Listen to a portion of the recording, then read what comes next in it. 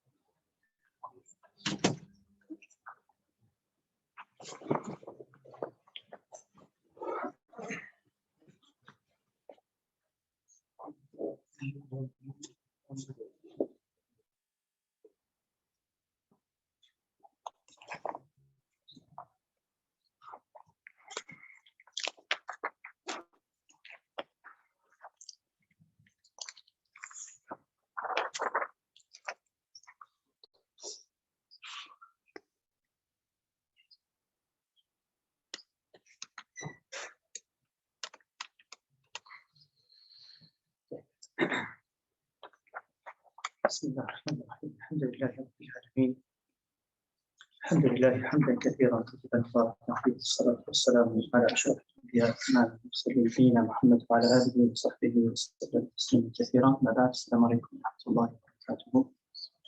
Donc Inch'Allah Ta'ala, on continue avec le tafsir de petite sourate al-Duha jusqu'à Nas. On est arrivé à sourate, quelle sourate on a vu? Sharh. Que la suite c'est quoi la sourate après? Al-Tin, sourate Al-Tin.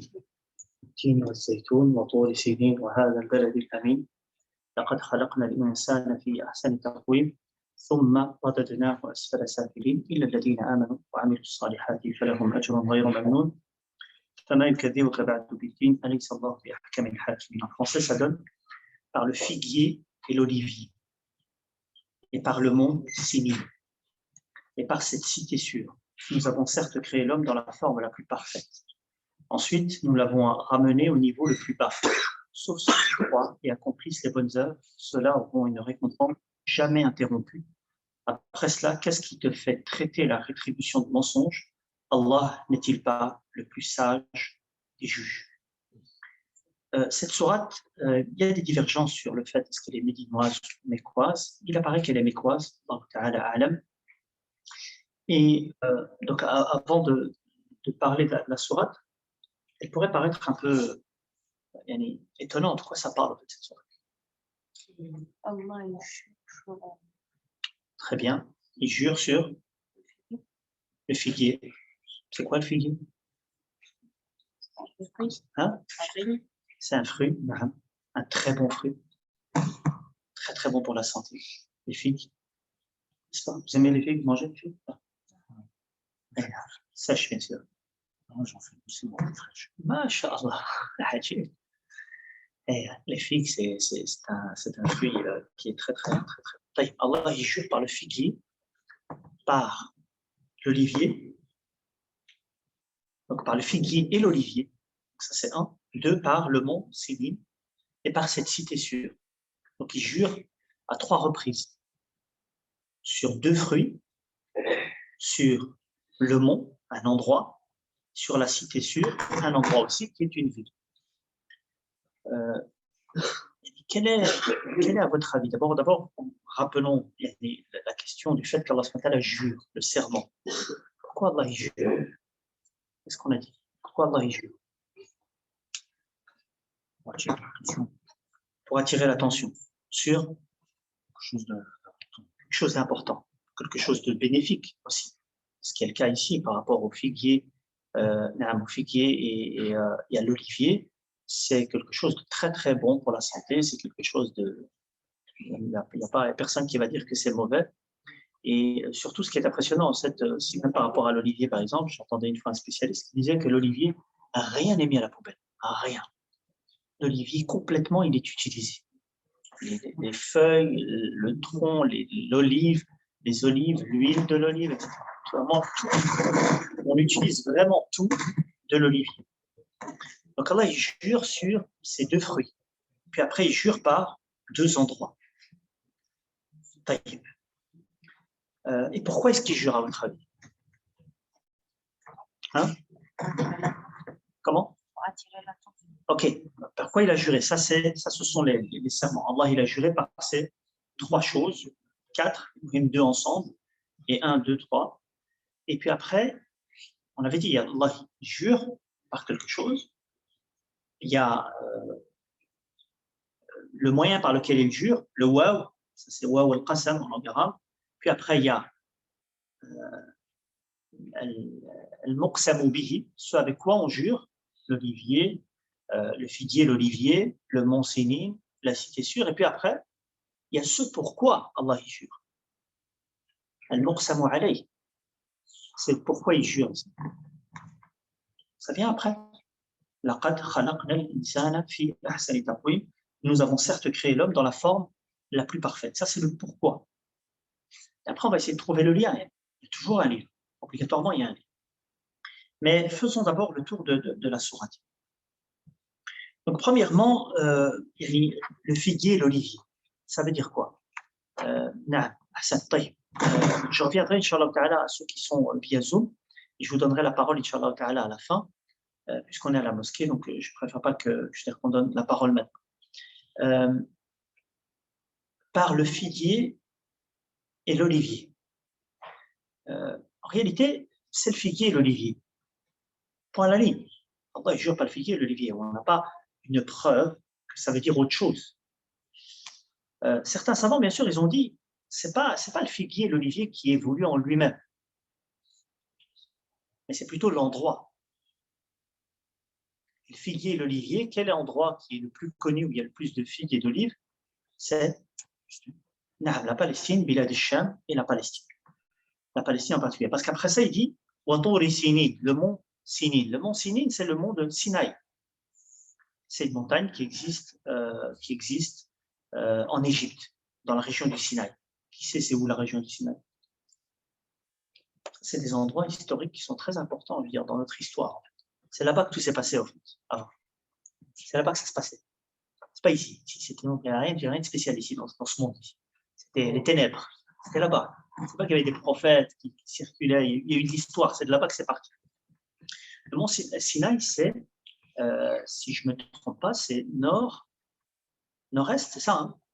Ouais, nord-ouest plutôt, nord-ouest de l'Égypte. C'est entre l'Égypte et la Palestine. C'est entre l'Égypte et la Palestine. Certains disent que Tour veut dire toute montagne sur lesquelles il y a des arbres. Mais Sini, c'est le mont de Sinaï. Et c'est là où Allah a parlé à Moussa alayhi salam. C'est là où Allah a parlé à Moussa. Cet endroit, il existe encore maintenant. Il est là-bas en Égypte. Il n'y a pas de mal à y aller, je dirais, par curiosité. Et pas par adoration. D'ailleurs, c'est la vie d'Abdullah ibn Umar, radiyallahu anhu. Il y avait certains compagnons qui allaient là-bas, qui allaient voir.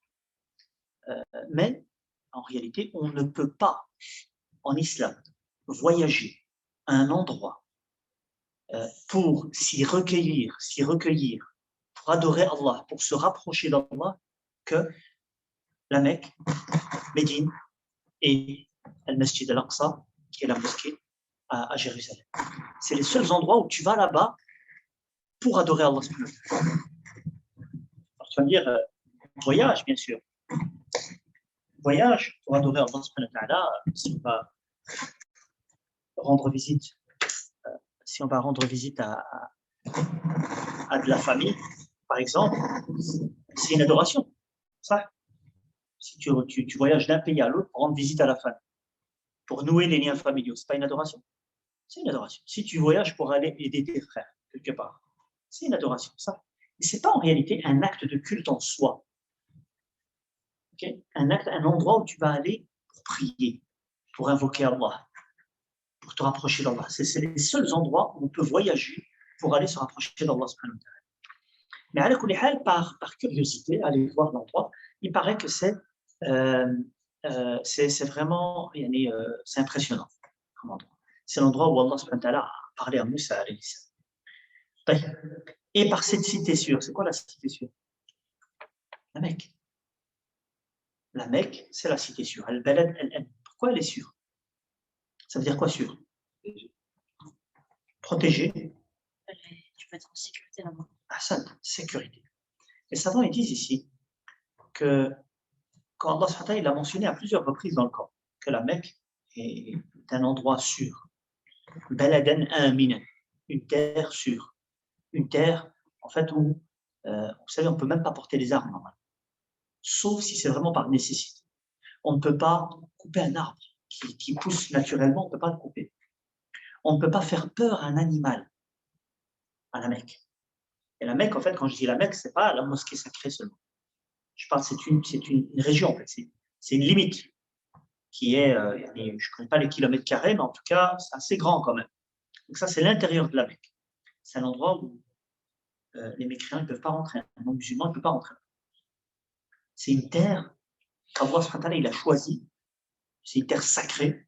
C'est une terre sûre. C'est une terre dans laquelle Allah subhanahu wa ta'ala a mis la première maison, première mosquée sur terre où les gens viennent pour adorer Allah subhanahu wa ta'ala. Et c'est l'endroit historique le plus vieux qui puisse exister en réalité. Même si ils n'en parlent pas à la télé, ils n'en parlent pas dans les reportages. Pourtant, c'est impressionnant cet endroit. Les gens viennent de là-bas du monde entier. Il n'y a personne qui leur a dit de venir, à part Allah. Et c'est la dua d'Ibrahim alayhi salam. وَأَذِّنْ فِي النَّاسِ بِالْحَجِّ. Ibrahim, il a fait l'adhan, il a fait un annoncement, comme quoi les gens ils doivent venir faire le pèlerinage. Et tout le monde aime cet endroit. Il y a un musulman qui n'aime pas la Mecque.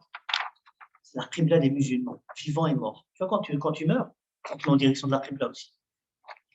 C'est un endroit sacré qu'Allah subhanahu wa ta'ala a élevé. Si tu pries là-bas, c'est 100 000 prières que dans un autre endroit. Donc c'est un endroit qui a une grande importance. C'est là où est né le prophète Mohammed alayhi salam. C'est là où est passé Ibrahim alayhi salam, Ismaïl, Hajar. Et des prophètes sont passés par là. Moussa alayhi salam est passé par là. Le prophète sallam il l'a dit. Et Isa alayhi salam, quand il va revenir, il va aller à la Mecque, il va faire le pèlerinage. Le prophète sallam il a dit, j'ai vu même Yunus ibn Matta, Yunus, il est passé par là. Et il y a des prophètes qui sont passés par là. Et donc, c'est l'endroit, et Allah le désigne comme étant la cité sûre. C'est une terre de sécurité, une terre de paix. Mais ce que je voudrais souligner, c'est que Allah, en même temps, il nous dit que c'est une terre sûre, c'est une information, mais en même temps, c'est une responsabilité. C'est quoi la responsabilité à votre avis?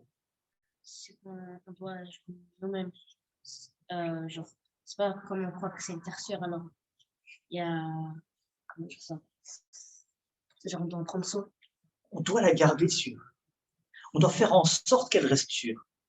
C'est ça, exactement. Donc on doit faire en sorte de la garder sécurisée. Et c'est très important, en fait, en réalité, quand tu regardes bien, c'est un endroit, en fait, c'est une mosquée qui ne ferme pas là-bas. Personne n'a le droit de la fermer. Il y a des gens qui tournent autour de la Kaaba jour et nuit. Jamais tu vas voir personne de toi. Avec le Covid, je ne sais pas si c'est arrivé. En tout cas, ça faisait vraiment peur quand on a vu à l'époque quand c'était fermé. Mais il y avait quand même, Inch'Allah, des gens qui nettoient là-bas, qui sont en train de faire leur tawaf. Mais c'est un endroit qui est toujours ouvert. C'est une mosquée que personne ne peut fermer. Okay? Le prophète Sam, il a dit qu'il faut la laisser ouverte. Et les gens, donc c'est un endroit il y a toujours des gens qui viennent et ils font le pèlerinage.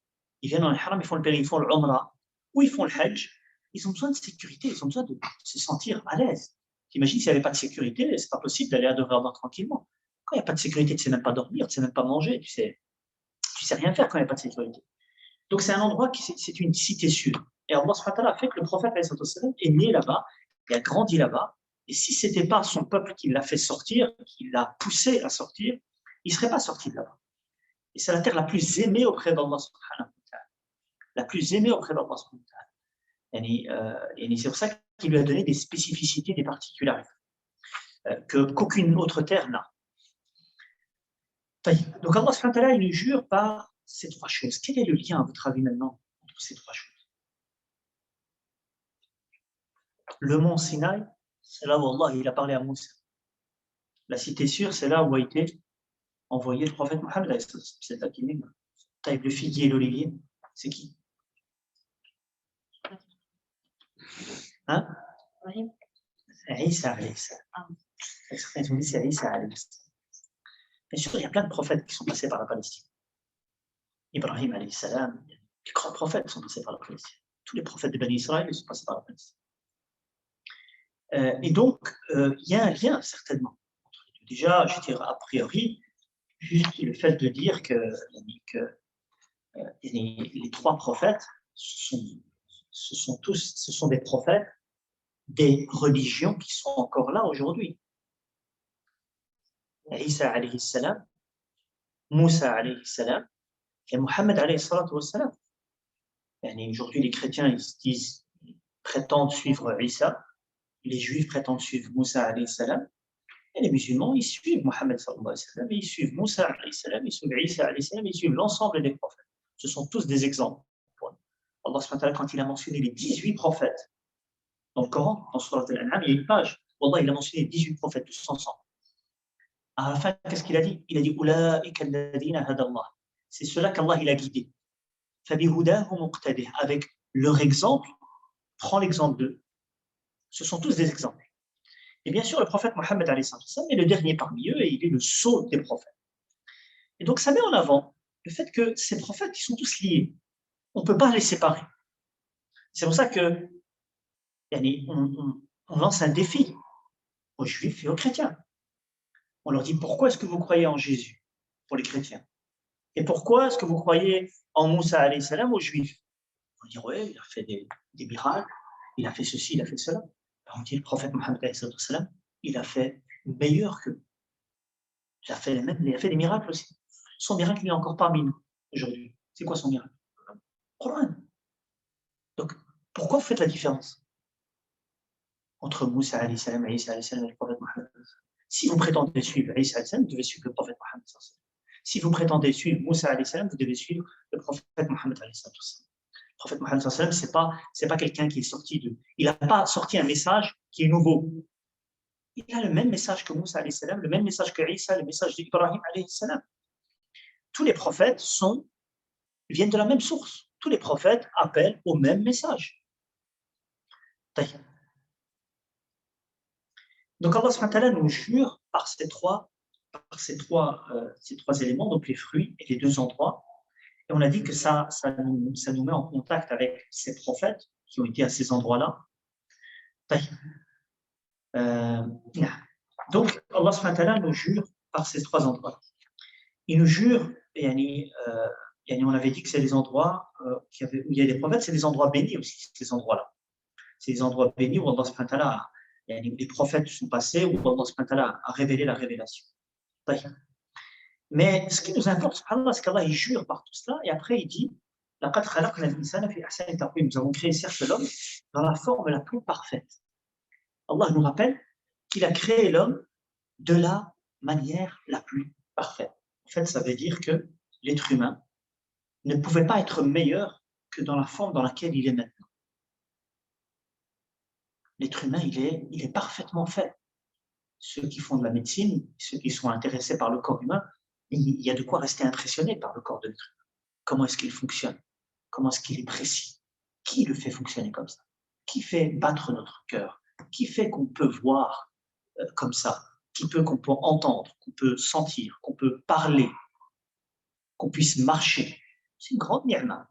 On a l'impression que c'est rien du tout en fait. On fait tout comme d'habitude. Celui qui ne l'a pas, il sait ce que c'est. Celui qui ne sait pas marcher, celui qui ne sait pas voir, celui qui ne sait pas entendre, celui qui a un handicap quelconque, il connaît la valeur de ce qu'il a perdu, de ce qu'il n'a pas eu. Et Allah subhanahu wa ta'ala a créé l'ensemble des êtres humains de la meilleure des manières. On fonctionne de manière parfaite. Bien sûr, Allah subhanahu wa ta'ala a fait en sorte que certaines personnes ont des handicaps. Ça, il y a toujours une sagesse derrière ça. On l'a répété, je pense, avant cela, quand on parlait du destin. Et Allah subhanahu wa ta'ala, il décide que quelqu'un est handicapé pour l'éprouver, éprouver les siens. Et on n'arrive pas en réalité à connaître la valeur d'une chose que quand on voit le contraire. On connaît la valeur du jour parce qu'on a la nuit. Et on connaît la valeur de la nuit parce qu'il y a le jour. Donc on connaît la valeur de la santé quand on la perd, quand on n'est plus en forme. Et on connaît la valeur de pouvoir regarder quand on voit quelqu'un qui ne sait pas regarder. qui ne sait pas voir, quelqu'un qui est aveugle, vous imaginez comment sa vie elle est difficile, elle est compliquée. Il a toujours besoin de quelqu'un pour le guider, il a besoin de quelqu'un pour faire tout ça, il ne peut pas vivre tout seul. Donc là, tu vas te rendre compte que c'est une grande ni'ma. Donc Allah subhanahu wa ta'ala dit, j'ai créé l'homme de la manière la plus parfaite. Et ensuite, nous l'avons ramené au niveau le plus bas. Donc l'homme a été créé de la manière la plus parfaite. Allah subhanahu wa ta'ala nous rappelle à maintes reprises dans le Coran. Il dit, en vous-même, est-ce que vous ne regardez pas? C'est un signe qu'il y a un créateur. Quand tu te regardes, comment Allah nous a créés parfaitement, symétriquement, on a tout ce qu'on a besoin pour pouvoir vivre. Pour manger, pour boire, pour dormir, pour apprendre, pour se reposer, pour pouvoir marcher, courir. Tout ce que l'être humain a besoin, Allah subhanahu wa ta'ala, il a fait en sorte que tu as les moyens de le faire. Il ne faut pas oublier une chose, l'être humain, ce n'est pas seulement un corps physique, matériel. C'est quoi l'autre côté aussi de l'être humain? L'âme. L'être humain, il est aussi, c'est une âme. C'est ce qui fait que tu es un être humain, en fait, et que tu as de la valeur. Si tu es juste un être humain, juste un corps matériel, à ce moment-là, tu es comme les animaux. Tu manges, tu bois, tu dors. Les animaux, ils le font aussi. Ils se reproduisent aussi. Mais l'être humain, Allah lui a donné la raison et lui a donné l'âme. Et bien sûr, les animaux aussi, ils ont des âmes. Mais l'être humain, c'est un être spirituel. Il croit en l'invisible. Il est en relation avec Allah subhanahu wa ta'ala. Et il raisonne. Il fait le lien entre les choses. Est-ce qu'il y a des animaux qui créent quelque chose? Ils ont créé une civilisation? Ils ont évolué? L'être humain, oui. L'être humain, il n'arrête pas d'évoluer. Il fait les liens entre les choses. Il découvre, il expérimente. Et il invente des choses. Il crée des choses. Tout à partir de ce qu'Allah subhanahu wa ta'ala lui a donné. L'être humain, Allah subhanahu wa ta'ala, il l'a élevé. Grandement. وَلَقَدْ كَرَّمْنَا بَنِي آدَمَ وَحَمَلْنَاهُمْ فِي الْبَرِّ وَالْبَحْرِ. Allah subhanahu wa ta'ala dit, on a honoré les enfants d'Adam. On l'a porté sur terre et sur mer. On est capable d'exploiter les endroits. L'être humain, il a construit des civilisations, même avant que les moyens étaient limités. Quand vous voyez les pyramides, quand vous voyez des grands monuments qui sont très loin dans l'histoire, c'est l'être humain qui l'a fait. Donc Allah subhanahu wa ta'ala a parfaitement créé l'être humain. Et là, en réalité, on pourrait déjà faire un lien avec ce qu'il y a derrière. Voilà, on le laisse pour après. Après ça, il dit ensuite, nous l'avons ramené au niveau le plus bas. Nous l'avons ramené au niveau le plus bas, sauf ceux qui croient et accomplissent les bonnes œuvres. Ceux-là auront une récompense jamais ininterrompue. C'est-à-dire quoi? On l'a ramené vers l'état le plus bas. Donc on l'a créé parfaitement, puis on l'a ramené vers l'état le plus bas. Pourquoi l'état le plus bas? La terre. Ça, c'est physiquement, Henri. Hassan, la vieillesse. Il y en a qui ont mentionné la vieillesse. Il y en a qui ont mentionné la vieillesse. Il y en a qui ont mentionné le fait qu'Allah l'a ramené au niveau le plus bas, qu'il l'a ramené à l'enfer. Donc la vieillesse, c'est le ramener à l'état le plus bas. Pourquoi? Parce que l'être humain qui commence faible, il devient fort, et puis il revient faible. Allah subhanahu wa ta'ala mentionne dans le Coran. L'être humain, il revient à un état, quand il devient âgé, dans un état de sénilité, ils appellent ça comme ça. Quelqu'un qui devient vieux, il oublie. Des fois, il y a des personnes très âgées, il ne reconnaît même pas ses enfants eux-mêmes. Des gens très vieux, il ne sait plus. Tu rentres chez lui, tu te dis, t'es qui toi? Ça, c'est des choses que vous avez déjà peut-être expérimentées. En tout cas, moi, je l'ai déjà expérimenté. Tu rentres chez quelqu'un de la famille, il ne me connaît pas. Pourtant, il me connaît très très bien. Il ne me reconnaît plus. Il arrive dans un état de sénilité. Donc, il revient en arrière, il devient comme un bébé. Et des gens, personnes âgées, il devient comme un bébé. Tu dois aller avec lui aux toilettes. Tu dois l'emmener, tu dois le changer. Tu dois lui donner à manger. Il commence à raconter n'importe quoi. Il oublie tout ce qu'il était avant. Ça, c'est l'état de la vieillesse. Et Allah il le dit dans le Coran, Allah vous a créé, puis il vous fera mourir. Tel parmi vous sera reconduit jusqu'à l'âge le plus vil, de sorte qu'après avoir su, il arrive à ne plus rien savoir. Allah est certes omniscient et omnipotent. Allah, c'est lui qui vous a créé faible, puis après la faiblesse, il vous donne la force, puis après la force, il vous réduit à la faiblesse et à la vieillesse. Et donc, comme ça, on connaît notre vulnérabilité, notre faiblesse. On est tout petit, quand on est bébé, on a besoin d'attention à 100%, on a besoin d'être nourri, d'être pris en charge, d'être nettoyé. Et puis après, on devient indépendant, on grandit, on apprend à faire tout ça, on devient très fort, force de l'âge, 40 ans, tu deviens un peu plus sage, et puis après, tu commences à redescendre. Tu commences à descendre, et quand tu deviens vieux, voilà, tu deviens dépendant aussi des autres. Il y a des gens, vous allez me dire, vous avez déjà vu des gens qui ont 80, 90 ans et qui sont indépendants. Oui, mais ça, c'est pas la majorité. En général, les gens deviennent faibles et ils perdent leur sens. Ou alors, ils sont ramenés en enfer. Ensuite, nous l'avons ramené au niveau le plus bas, à l'enfer. Pour celui, bien sûr, qui n'a pas voulu suivre les prophètes, suivre les révélations qu'Allah a révélées. Donc, en fait, ça voudrait dire à ce moment-là qu'Allah subhanahu wa ta'ala a créé l'être humain parfait, mais quand il mécroit, il est ramené vers le niveau le plus bas. Sauf ceux qui ont cru, ceux qui croient et accomplissent des bonnes œuvres, ceux-là auront une récompense jamais ininterrompue. Donc, à ce moment-là, comment est-ce qu'on va joindre entre les deux versets? Si on dit que c'est la vieillesse, et puis après on dit sauf ceux qui croient et accomplissent des bonnes œuvres. Ceux qui croient et accomplissent des bonnes œuvres, ils ne deviennent pas vieux? Ils deviennent vieux. Ça, c'est quoi alors ce sauf ici? Comment est-ce qu'on va trouver une solution à ça? Certains savants, ils ont dit, en fait, si on dit que c'est la vieillesse, de revenir au niveau le plus bas, que les croyants, en fait, ils reviennent au niveau le plus bas, certes, mais leurs actions, elles continuent. Le prophète Hassan, qu'est-ce qu'il dit? Quand le croyant, il est malade, il est en voyage, Allah subhanahu wa ta'ala, il lui écrit toutes les bonnes œuvres qu'il faisait quand il était en bonne santé ou quand il n'était pas en voyage, comme s'il les faisait. Donc même si le croyant arrive à cet état âgé, où il perd la raison, etc., mais Allah subhanahu wa ta'ala, il continue à lui écrire tout ce qu'il faisait de manière continue. C'est pour ça que le prophète il aimait bien les actions qui sont fixes, continues. Si tu fais le pieux pendant 5 jours, tu pries les 5 prières à l'heure, tu lis le Coran, tu fais du bien, tu fais sadaqa, tu vas rendre visite à la famille, etc. Et puis après, tu laisses tout tomber. Non, fais peu, mais tout le temps. Les 5 prières, attache-toi tout le temps. La lecture du Coran, fixe tout le temps. Les prières surrogatoires, fixe tout le temps. Tu essayes de les garder fixes. Tu essaies d'avoir des habitudes qui sont fixes. Vous savez, les habitudes, ils ont une grande force. Quand tu te tiens à quelque chose et que tu le fais tout le temps, tu vas aller très très loin. Et ça, c'est dans tout, même dans les études ou dans la lecture. Si tu as difficile à lire, lis 15 minutes par jour, mais tu ne lâches pas. Lis 15 minutes par jour, une demi-heure par jour, et lâche pas. Tu vas voir le résultat. Quelque temps, tu as terminé 1 livre, 2 livres, 3 livres, tu vas lire toute une bibliothèque.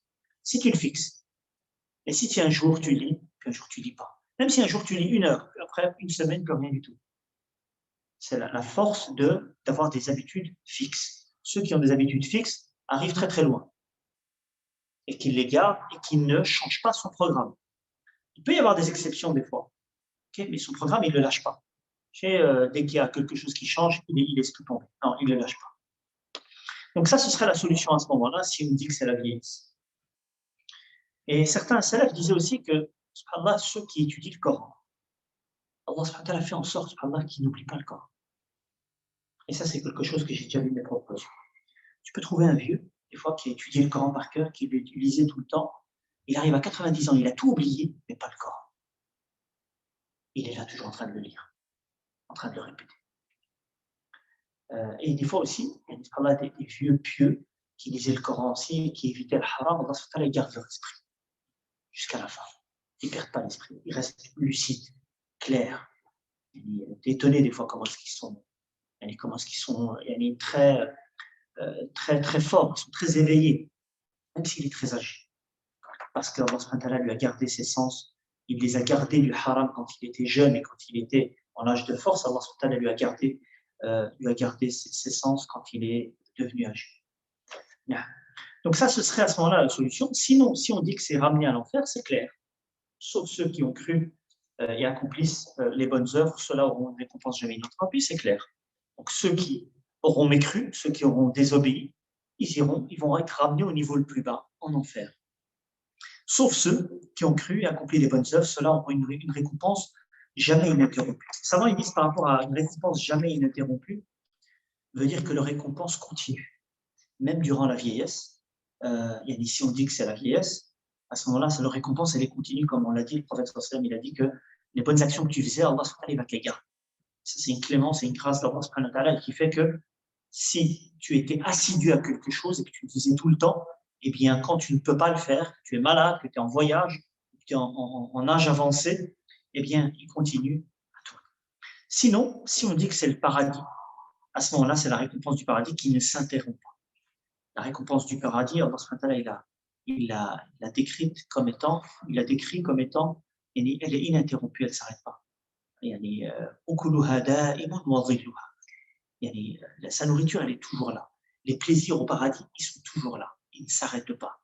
Ils continuent non-stop. Alors, vient la question ici, quel est le lien entre le fait que l'être humain a été créé de manière parfaite, et puis après, il y a deux solutions, où il est ramené vers l'enfer, où il est parmi ceux qui ont accompli des bonnes œuvres, qui ont cru et accompli des bonnes œuvres, et Allah leur donne le paradis, et avec les serments qu'il a mentionnés. Quel est le lien? Qu'est-ce qu'on peut dire par rapport à ça? Qu'est-ce qu'on peut dire par rapport à ça? Quel est le lien? Si on dit que le début de la sourate, ça concerne Isa, Moussa, Mohammed sallallahu alayhi wa sallam. Ça concerne la révélation. Ça concerne les messages des prophètes. Et de l'autre côté, on a l'être humain qui a été créé parfaitement. Ça veut dire quoi?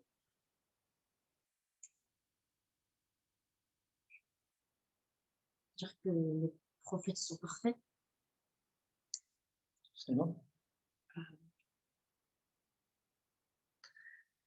Allah a créé l'être humain parfaitement. Okay. Avec un corps, une raison, une âme. Et cet être humain, en réalité, il n'a pas de valeur. Parce qu'il est juste il est un être humain comme ça tout court.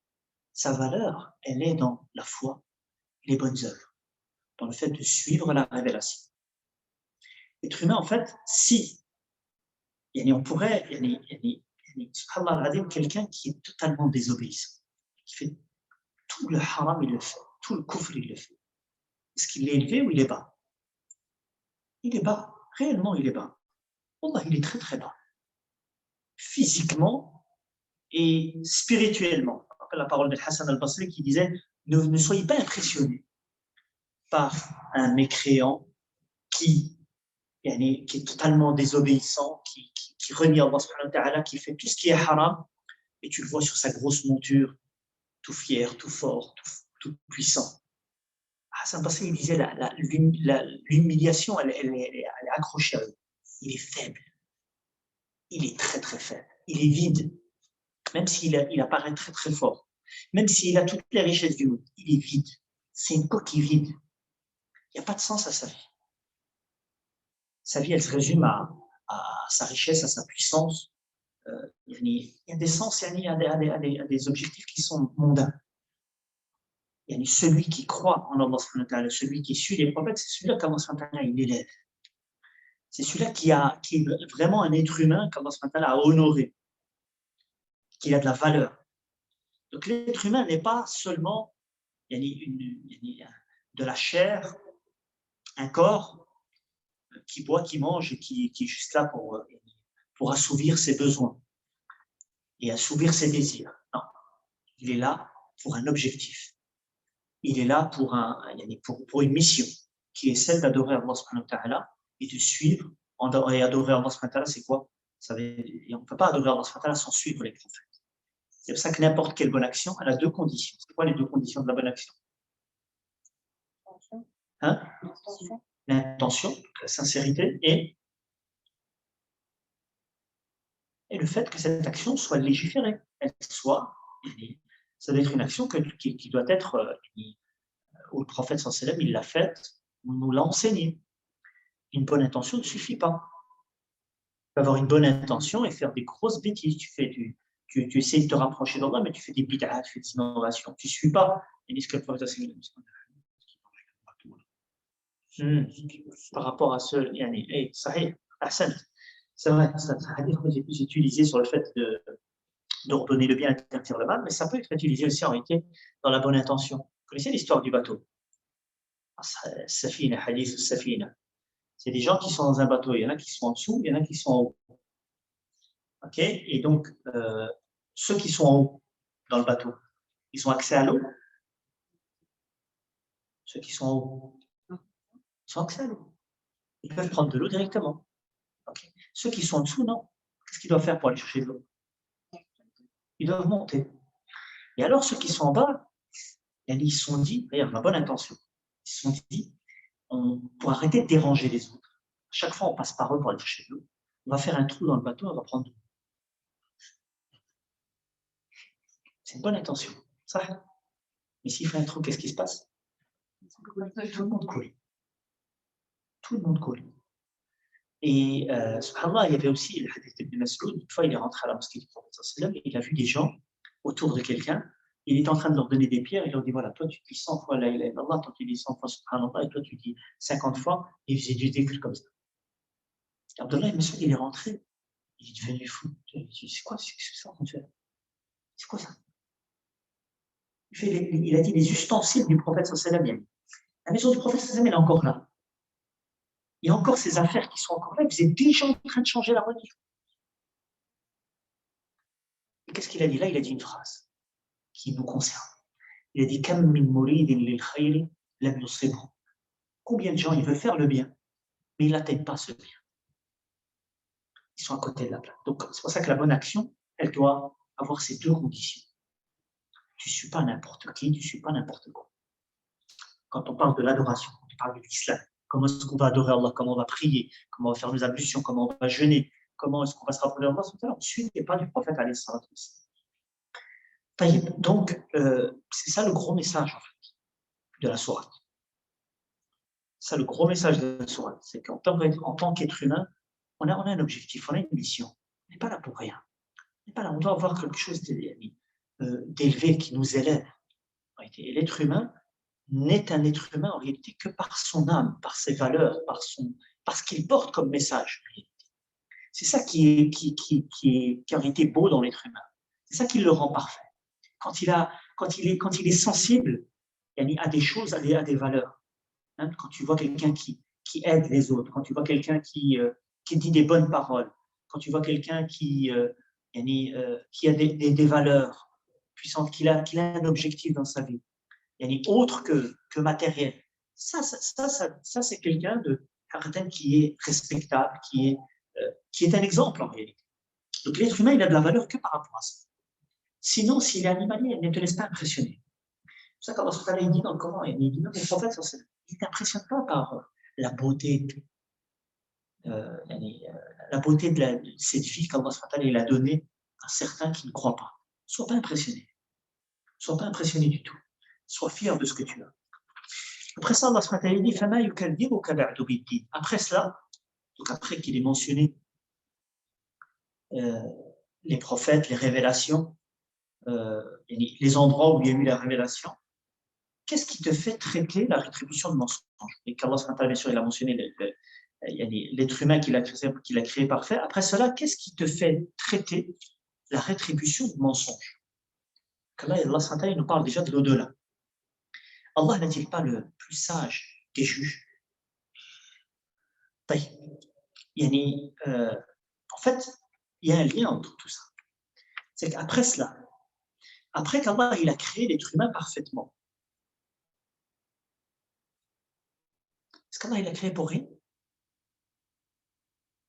Créé pour rien, il ne peut pas créer quelque chose vainement. Comme on l'a dit, on a donné cet exemple à maintes reprises, Allah il ne peut pas créer. L'être humain normalement constitué, il ne peut pas faire quelque chose comme ça sans aucun objectif. Il ne va pas construire un beau bâtiment, il va l'arranger parfaitement avec des portes et des fenêtres, avec de l'air conditionné, avec du chauffage, avec des meubles, pour rien comme ça. Ce serait, on va lui dire, il est fou. Que dire d'Allah subhanahu wa ta'ala qui a créé l'être humain, qui a créé cet univers, il l'a créé pour rien? Non. Il a envoyé des prophètes et des messagers. Donc, qu'est-ce qui te fait traiter la rétribution de mensonge après tout cela? Tu as vu l'être humain, comment il est créé? Allah, il a envoyé des messages. Tout le monde sait qu'il y a eu des prophètes. Ceux qui croient et ceux qui ne croient pas. Il y a un doute que le prophète Mohammed il a existé sur Terre? Comment? Il y a un doute? Il n'y a pas de doute. Il n'y a pas de doute que le prophète il est là. Sinon, on ne serait pas là aujourd'hui. On ne serait pas dans une mosquée. C'est le prophète qui nous a fait transmettre le livre et nous a enseigné que le musulman doit faire une mosquée, etc. Et qu'on apprend l'arabe, on apprend le Coran et on suit la sunna du prophète. Donc il y a des prophètes. Donc qu'est-ce qui te fait traiter la rétribution du mensonge? L'être humain se pose la question à un moment dans sa vie. Il se dit pourquoi je suis là? Je fais quoi moi ici? Pourquoi je suis là? Quel est le but? Et là, il va commencer à chercher. Il va directement aller voir dans les religions. Il va aller voir des gens qui disent, voilà, qui vont t'expliquer c'est quoi le but de la vie, pour t'expliquer c'est quoi le chemin à suivre. Et donc, Allah subhanahu wa ta'ala, il dit après tout cela, qu'est-ce qui te fait traiter la rétribution de mensonge? Ça, c'est pas une question en fait qu'Allah il attend une réponse. C'est que, certes, t'as pas d'excuse en fait en réalité. T'as pas d'excuse. Le temps que tu as vécu sur terre, ça t'a poussé à réfléchir. Et Allah il le dit dans une autre sourate, il dit awalam nu'ammirkum ma yatadhakkaru fihi man tadhakkar wa ja'akum an-nadhir. En fait, on t'a pas mis sur terre, tu as grandi, tu réfléchis, tu as appris. Tu n'as pas réfléchi, tu t'es pas dit, c'est quoi ça? On vit, on grandit, il y a des gens qui meurent, des gens qui naissent, la pluie qui tombe, l'herbe qui pousse, le jour, la nuit. C'est quoi le but en fait? Pourquoi je suis là? Donc en fait, il n'y a pas de raison de renier la rétribution, parce que c'est pas possible qu'on soit là, et puis qu'on meure, et puis rien du tout. C'est pas possible. Obligatoirement, il faut qu'il y ait une justice après. C'est pas possible que celui qui était croyant, pieux, qui craignait Allah, qui prie, qui s'éloigne du haram, il va être la même chose que celui qui s'en foutait complètement. Celui qui est désobéissant et celui qui est obéissant, c'est les mêmes? C'est pas les mêmes. Même dans la vie de tous les jours, c'est pas les mêmes. Un bon élève, c'est pas un mauvais élève pour le prof. Ça, un bon ami, c'est pas un mauvais ami. C'est pas juste. Allah subhanahu wa ta'ala, on l'accepte pas pour nous, on va l'accepter pour Allah. C'est pas possible. Il doit y avoir une rétribution. Il doit y avoir un jour dernier où les gens vont être rétribués, où ils vont payer. Et Allah subhanahu wa ta'ala dit, Allah n'est-il pas le plus sage des juges? Ça, c'est un sens. Alaysa Allahu bi ahkami al-hakimi. Ou plutôt, ahkam al-hakimi, le ahkam ici, vous savez, hakim, le nom hakim. Ça veut dire quoi, hakim? Sage. Sahih. Et Allah subhanahu wa ta'ala, il est aussi al-hakam, le juge. Sahih. Et Allah subhanahu wa ta'ala, il dit aussi, il a créé les choses parfaitement. Et al-hakam, le sens de hakam, ha, kaf, mim, tourne autour de trois sens. Il tourne autour du sens de la sagesse, du sens du fait de juger, et le sens de faire les choses parfaitement. Quand on dit ahkama, ihkaman, il l'a fait de manière parfaite. Ahkama hada shay, il l'a maîtrisé. Et quand on dit hakam, hakama bayna an-nas, il a jugé entre les gens. Et hakim, sage. Ça veut dire quoi quelqu'un de sage? C'est quoi quelqu'un de sage? Juste. Oui, sage. C'est quoi la sagesse? La raison. La raison. Il est très quelqu'un qui connaît beaucoup de choses. C'est quelqu'un de sage. Ça, c'est ce qu'ils disent les gens. Sagesse, ça revient au sens c'est de mettre les choses à leur juste place. C'est ça la sagesse. De faire ce qu'il faut, quand il faut, comme il faut. C'est ça la sagesse. La sagesse, c'est de faire ce qu'il faut, quand il faut, comme il faut. Et donc Allah subhanahu wa ta'ala est le plus sage des juges. Des juges, il y en a beaucoup. Mais Allah subhanahu wa ta'ala, il est le plus sage. c'est pas possible qu'il ait créé les cieux et la terre, qu'il a créé l'être humain, qu'il a envoyé des prophètes et qu'il n'y a pas un jugement après. Donc les gens ils ne vont pas répondre, ils ne vont pas être questionnés pour ce qu'ils ont fait, pour les bienfaits qu'Allah leur a donnés, pour la raison qu'il leur a donnée, afin qu'ils réfléchissent pourquoi est-ce qu'ils ont été créés et qu'ils adoraient Allah. Et donc les gens finalement se sont divisés en deux catégories par rapport à cela. Il y a les croyants qui ont cru et fait des bonnes œuvres, et Allah souvent il met les deux en même temps. Ça prouve que la foi, elle n'est pas seulement dans le cœur. Elle est dans le cœur et elle est dans l'action aussi. Elle doit apparaître dans ce que tu fais. Elle ne doit pas seulement être une croyance qui est dans notre cœur.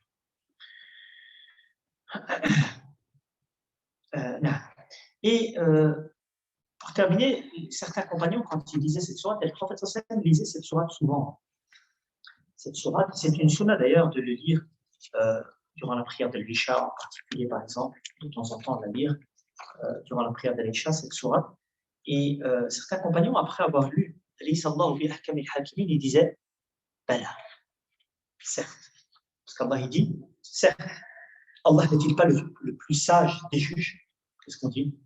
Bien sûr qu'il est le plus sage. Et donc, et ça, c'est pas mal de le faire, pas à haute voix. Et le prophète sallallahu alayhi wa sallam, il était en interconnexion avec le Coran quand il lisait le Coran, il n'était pas inattentif et insensible. Il y a certains compagnons ont rapporté quand le prophète lisait par exemple des versets du paradis, il demandait à Allah le paradis. Quand il lit des versets sur l'enfer, il demande à Allah de le protéger de l'enfer. Quand il lit un verset où il dit par exemple Sabbih isma rabbikal a'la, glorifie le nom de ton Seigneur le plus haut, il disait Subhan rabbil a'la. Donc il était il répond. Allah il dit quelque chose, il répond. Et donc quand Allah il nous dit Alayhi sallallahu bi ahkamil hakimin, on dit Bala, certes, oui, tu es le plus sage des juges, ou tu es aussi le meilleur des juges, celui qui juge les choses avec toute justice. هذا والله تعالى أعلى وأعلم والحمد لله رب العالمين وجزاكم الله خيرا. Quelqu'un qui va ajouter quelque chose, des questions? J'ouvre les micros ici si quelqu'un veut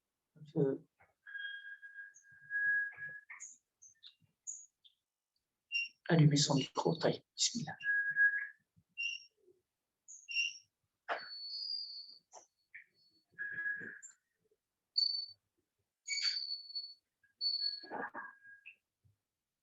Si quelqu'un a une question, vous pouvez la poser maintenant.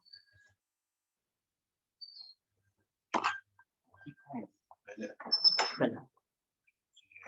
Sinon, si le prière à lui-même, on peut dire. Bien sûr. Pas haute voix.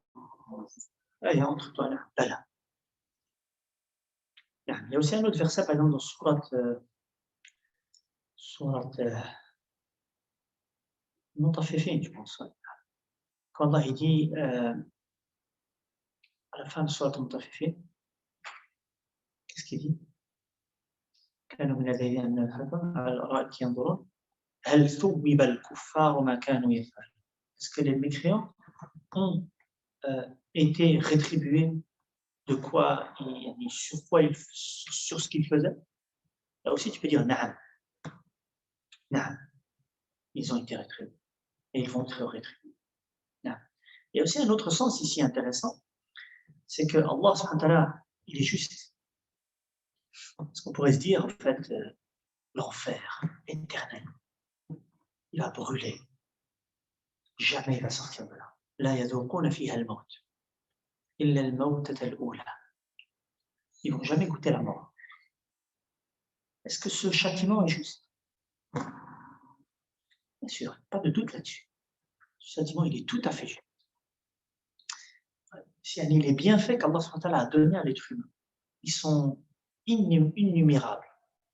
Innumérables, c'est juste. On ne peut pas les compter. On ne peut pas les compter. Les bienfaits d'Allah subhanahu wa ta'ala. Un bienfait qu'Allah subhanahu wa ta'ala nous a donné. Ton cœur, notre cœur qui bat. Et Allah, s'il veut l'arrêter, il l'arrête. L'oxygène qu'on respire. Si on n'a pas d'oxygène, on ne peut plus respirer. Vous voyez les gens avec le Covid maintenant? Il y a des pays, ils n'ont même pas d'oxygène. Les gens, ils meurent. Il n'y a pas d'oxygène. Est-ce que ça coûte de pas avoir d'oxygène? Combien de bouteilles il faut pour pouvoir respirer? Chaque fois, tu dois la changer. Tu imagines, toi, tu respires tranquillement, sans rien, tu ne perds rien. paie pas de taxes. Alors qu'ici, tu dois tout payer de taxes. Tu habites, tu payes des taxes. Tu sois ta voiture, tu payes des taxes. Tout, tu dois payer. Allah, il t'a donné tout. On doit être reconnaissant à l'égard d'Allah par rapport à ce qu'il nous a fait. C'est la moindre des choses. Tu sais, quand tu me réponds, est-ce que tu es obligé de faire comme eux ils ont fait, ou est-ce que tu peux répondre comme tu veux? Répondre à quoi? Comme, Dans la sourate, on te dit Bala, par exemple. est-ce que tu peux dire on est pas là? Ouais. Oui. Parce qu'en fait, c'est pas rapporté du prophète sallallahu alayhi wa sallam. C'est les savants qui le savent. مفتاح موجود عندك موجود جزاك الله خير طيب personne طيب صحيح هذا ان شاء الله سبحانك اللهم وبحمدك اشهد ان لا اله الا انت استغفرك واتوب اليك on se voit la semaine prochaine ان شاء الله تعالى وجزاكم الله خير السلام عليكم ورحمه الله